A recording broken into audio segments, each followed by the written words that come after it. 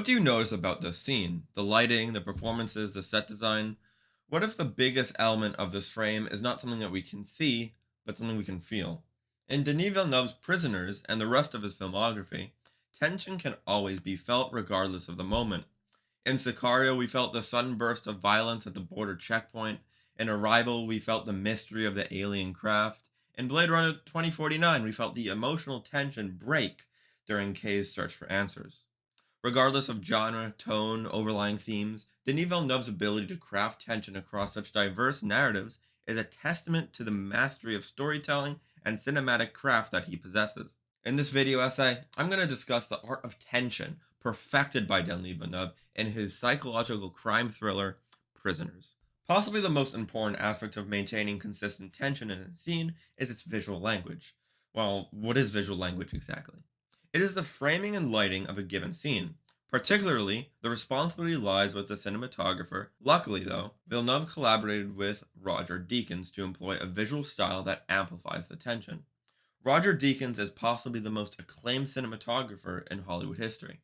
He has collaborated to make 1917, Sicario, No Country for Old Men, and countless other classic films. He is simply a master of his craft. Any project that he joins turns out to be visually spectacular. But let's dive into the framing and lighting individually. We can examine the part of the film where Dover is interrogating Alex for information. But I don't pick this because it's emotionally charged. It is emotionally charged, but even more so because of the visual language. I'm going to be using 5 individual frames from different parts of this sequence to demonstrate the evolution of framing and lighting used here.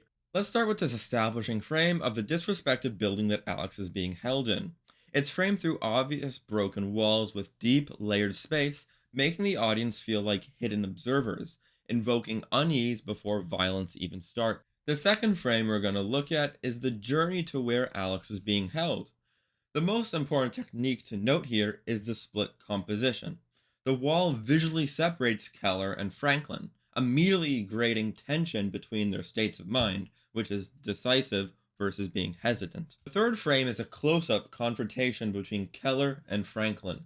This one is a tight, suffocating close up on Keller that traps the audience inside his emotional volatility, making his rage inescapable. The fourth frame is a wide shot through a doorway. The distant framing from behind a wall makes the audience feel complicit, trapped in a morally repulsive scene that they can't intervene in.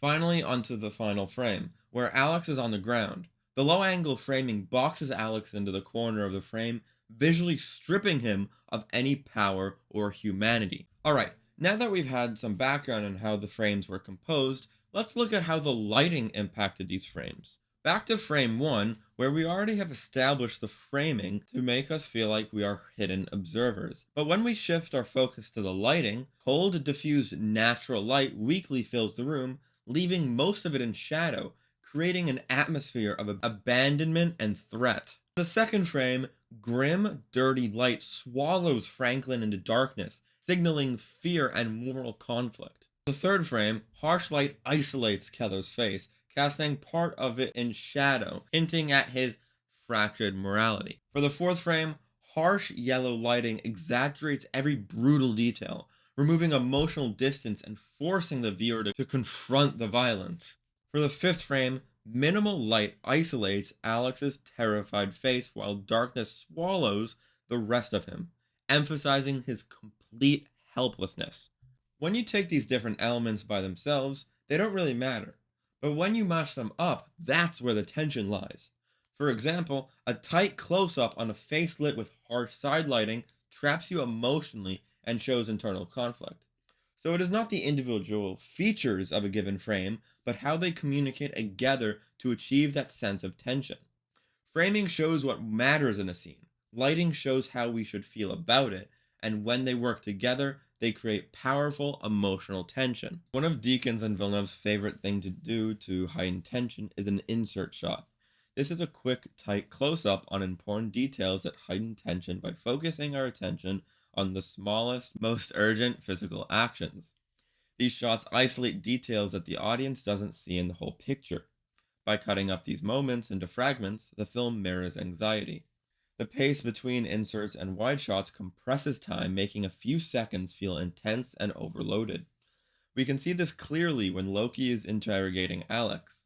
Villeneuve uses insert shots to show the audience what seems to be insignificant details about Alex's RV. Perhaps it's just exposition to show it being reviewed for evidence. But these brief inserts tell a whole new story on a deeper dive. We see an insert of a wet branch, which is a symbol of corruption.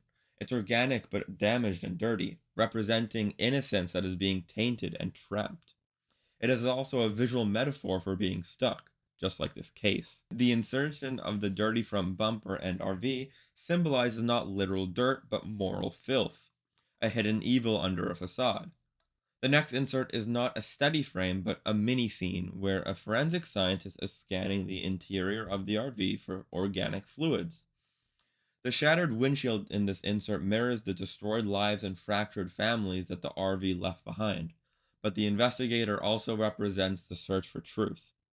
The next insert is similar to the one before, where we are shown a wide shot of the RV and investigators, but this time the RV is isolated. It's small and vulnerable in the sterile garage, echoing how helpless the children are against larger forces. Additionally, the dirty RV surrounded by the sterile environment represents where innocence meets corruption. But at the same time, the previous large branch is still visible, tying back to the fact that you cannot clean away from the truth. And the final insert is an overhead shot of the entire scene. This reinforces the maze motifs that appear throughout Prisoners, framing the situation as messy and confusing. These specific inserts build a strong visual language about the rotting of innocence, being trapped in a moral swamp, and the difficult, painful search for justice. Villeneuve uses these quiet, grim shots to make you feel the dread and hopelessness without having to say a word.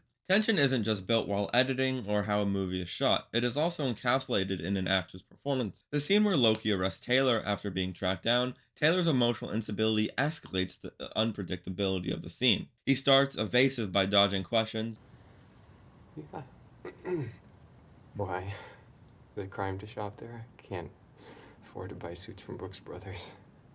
Becomes agitated, and then completely breaks down, screaming. The audience knows something is wrong with him, but we don't know how dangerous he actually is. That's the source of fear. Loki tries to maintain control, but Bob's breakdown spreads chaos into the scene. The camera starts composed and steady while Loki knocks, then gets tighter and tighter on Taylor's face and movements as his emotions unravel. There's no clean escape routes shown on camera. Taylor is boxed in by the house, by Loki, and the frame itself. By the time Taylor is arrested, the frame is so tight, it feels like the audience is suffocating. The house is dark, cluttered, grimy. Shadows choke the corners of the rooms. Taylor is often half lit, caught between the light or the truth and darkness or his secrets. The dirty enclosed space feels physically oppressive, matching his psychological implosion. The minimal score, mostly the sound of Taylor sobbing, screaming, and gasping, the audience is forced to sit in that noise without relief. There's no music to distance us emotionally. The rawness creates tension because the moment feels real, uncomfortable, and immediate. But the tension just doesn't stop there. It increases when we are shown the absolute insanity of Taylor's house. And then, when the police chief tells Loki that he has to just keep doing his job, which keeps him away from finding the real kidnapper of the two children. What's important to realize is that tension in Prisoners doesn't just exist in the moment, it doesn't leave the second the scene cuts away or when the credits roll. The real brilliance of Villeneuve's approach is how the tension lingers, how it sticks to you after the story ends like a weight you can't shake off. The final moments of Prisoners are a perfect example. We hear a faint sound of a whistle buried under the noise of the cold night. Loki freezes. Maybe he heard it, maybe he didn't. Maybe he'll find Keller, or maybe Keller will die there, buried under the pit. But we don't get that closure. Villeneuve doesn't let us have it. He leaves us in the same limbo as the characters, uncertain, uncomfortable, and morally exhausted. And it's not just about the plot being unresolved. It's about the emotional consequences of everything we watched. Keller's choices, Loki's failures, the family's griefs. Prisoners isn't just a thriller about missing children. It's about what happens to people when they push themselves beyond the edge and how they have to live with what they've become. Villeneuve crafts tension that outlasts the runtime. He forces the audience to wrestle with questions that don't have easy answers. Was Keller justified? Did Loki do enough? Does justice even exist in a world this broken? By refusing to tie everything up neatly, by refusing to comfort the audience, Villeneuve transfers tension from a cinematic tool into something more, a moral burden, a feeling that stays inside the audience long after the theater lights come back on. It's about building a world so emotionally and moral fragile that even after the story ends, the fear, the uncertainty, and the guilt are still there, echoing inside you.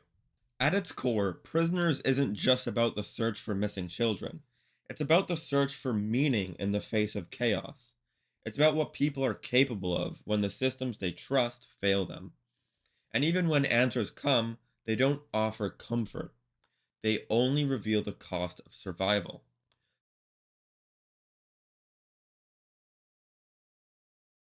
The film refuses us to give us closure because real life rarely gives it either. Loki may have solved the case, but the families are still broken. Keller may have found his daughter, but he's lost parts of himself that he can never really get back. In Prisoners, justice doesn't feel victorious, it feels hollow. It feels earned through suffering, compromise, and the loss of innocence. And that's why the tension never really leaves, because it becomes something bigger than the story itself, a question that lingers inside the audience.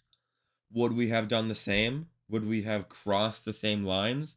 Could we live with who we became afterwards? Prisoners doesn't just ask what we're willing to do for the people we love. It asks if we can live with the answers. Because in a Denis Villeneuve film, tension isn't just a feeling you experience, it's a weight you carry with you long after the final frame.